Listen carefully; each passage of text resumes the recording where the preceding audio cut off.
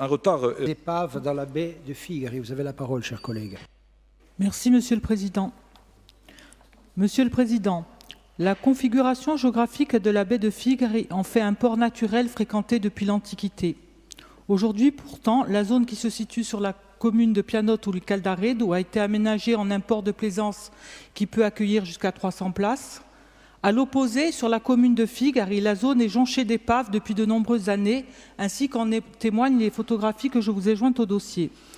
Bien que l'ensemble de Lac-Baie soit classé en zone Natura 2000, que l'îlot et la côte soient en SNIEF de type 1 et appartiennent au Conservatoire du littoral, aucune action n'a été menée, notamment par la municipalité en place dans la bande des 300 mètres, qui est pourtant principalement concernée par cette problématique.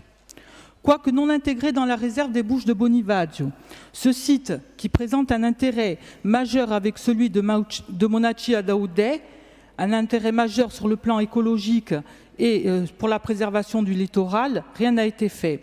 Au-delà de la simple pollution visuelle et de l'image déplorable qu'elle renvoie à l'une des entrées de la Teste, qui est pourtant fréquentée quotidiennement, la présence de ces épaves est d'une dangerosité certaine pour les usagers du plan d'eau, mais est également de nature à impacter fortement l'environnement marin. En effet, même si l'on peut considérer que les eaux sont de bonne qualité, nous savons que les huiles, les carburants, les batteries, mousses, plastiques et autres déchets provenant directement de ces épaves sont des facteurs polluants.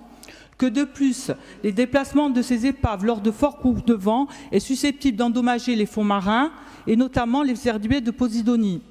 Nous ne sommes pas sans ignorer non plus que les côtes corses et l'extrême sud en particulier subissent une pression halieutique et anthropique énorme qui se traduit dans les faits par un appauvrissement de la ressource. Que cette question va devenir de plus en plus aiguë face à une pression démographique et touristique croissante. Une gestion durable des usages en mer et sur le littoral paraît donc s'imposer sur ces zones qui sont les plus fragiles et les plus fréquentées. J'ai donc, dans le courant de l'été, adressé un courrier à Monsieur le député Paul-André Colombagne afin qu'il saisisse Madame la ministre de la Transition écologique et solidaire. Monsieur le Président, ma question est donc celle-ci. Que peut-on faire pour éliminer ces épaves et avoir une gestion raisonnée de ce site? Je vous remercie. Merci. Donc, la réponse de l'exécutif, c'est François Sargentini. Vous avez la parole. Merci, Monsieur le Président.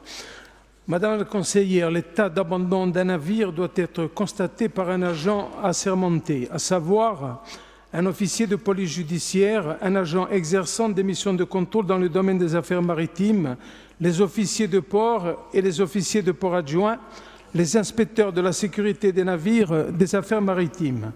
La découverte d'une épave dont le propriétaire est inconnu fait l'objet par le préfet d'une publicité sous forme d'affiche ou d'insertion dans la presse.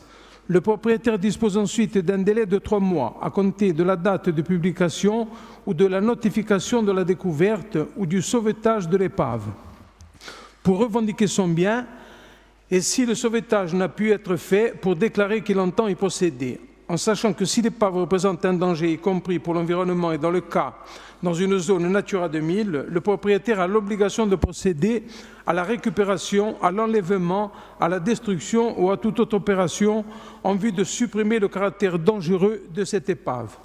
Toutes les épaves présentes sur le site semblent être localisées sur le domaine public maritime.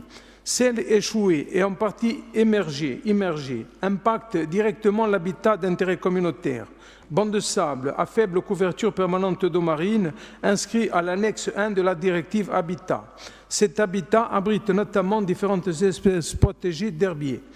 Afin d'engager une procédure pour le retrait de ces épaves et engins flottants abandonnés, les services de l'État doivent donc être saisis pour mandater des agents assermentés des affaires maritimes afin de localiser les épaves et identifier les propriétaires. La partie maritime de la baie de Figari ainsi que l'îlot du port sont intégralement inclus dans le site Natura 2000 Bocche di Onivazio, île des Moines. Le fond de la baie, au droit de Saline Zutane, de la commune de Figari, ne fait pas partie de la réserve naturale di Bocche di Onivazio, gérée par l'Office dell'Ambiente di Agossia. Notre office rédige actuellement le document d'objectif des sites Natura 2000, principalement marins de l'extrême sud de la Corse, de la Chiapa à Campomoro. À ce titre, il localise l'ensemble des épaves sur le site et effectuera une saisine officielle et documentée des services de l'État afin que ces derniers puissent agir. Je vous remercie pour votre question, Madame la conseillère. Merci, Monsieur le conseiller exécutif.